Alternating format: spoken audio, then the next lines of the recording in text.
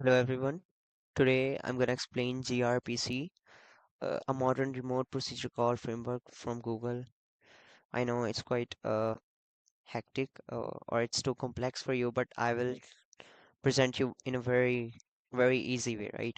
It would be very beneficial for you. Okay, so let's start. सबसे पहले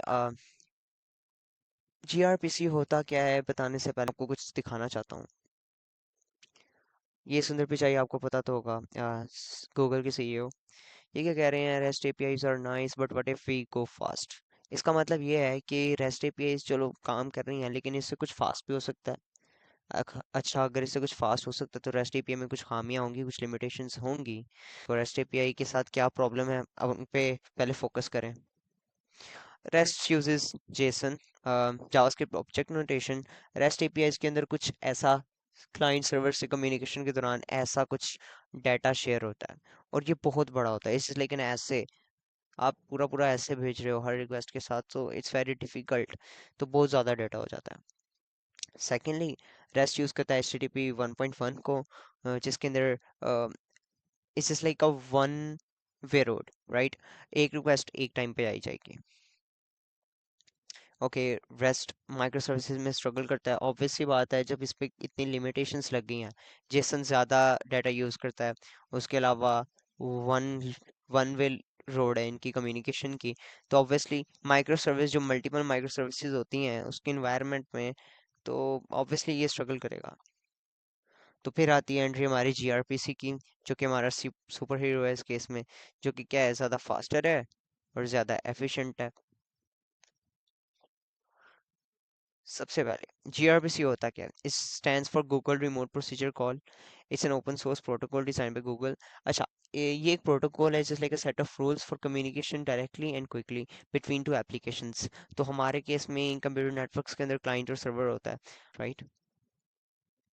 Y gRPC is faster and efficient. सबसे पहले चीज़ है, protocol first को use करता है। अनलाइक जेसन जो कि पूरा ऐसे भेजता था डाटा का, इस इज लाइक एन एल्गोरिदम जो कि बहुत स्लो, जो कि बहुत शॉर्ट कर देता है आपके डाटा को। ऑब्वियस सी बात है जितना कम डाटा होगा उतना फास्टर होगा।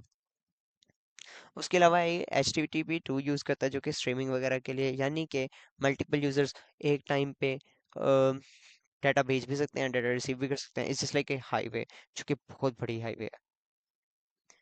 ओके, अब बात करते हैं कि जीआरपीसी कैसे वो वर्क करता है, आखिर क्यों इतना वो फास्ट है। तो जीआरपीसी के अंदर जैसे रेस्ट एपीआईज के अंदर आपको कुछ ऐसी रिक्वेस्ट भेजनी थी, गेट यूजर्स 1 2 3, इस जस्ट लाइक अ पाथ आपको देना पड़ता होता था। लेकिन जीआरपीसी में ऐसा नहीं है।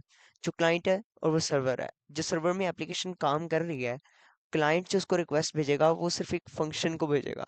और वो जो फंक्शन होता है, जस्ट लाइक ये आप देख सकते हैं फंक्शन है, वो फंक्शन सर्वर पे जो चल रहा है प्रोग्राम, उसी का एक पार्ट कंसिडर होगा। इट्स जस्ट लाइक कि अगर आपके प्रोग्राम के अंदर मल्टीपल फंक्शंस हो तो ऑब्वियस सी बात है वो जल्दी काम कर देते हैं। लेकिन अगर आप का प्रोग्राम किसी और कंप्यूटर में है, एक प्रोग्राम किसी और कंप्यूटर में है, उन्होंने एपीआई से कॉलिंग करनी है, एपीआई से बातचीत करनी है, तो ऑब्वियसली वो टाइम लगाएगा। लेकिन यहाँ पे डायरेक्ट आप प्रोटोकॉल फंक्शंस यूज़ कर सकते हो, चूंकि वो बहुत ईजी होते हैं।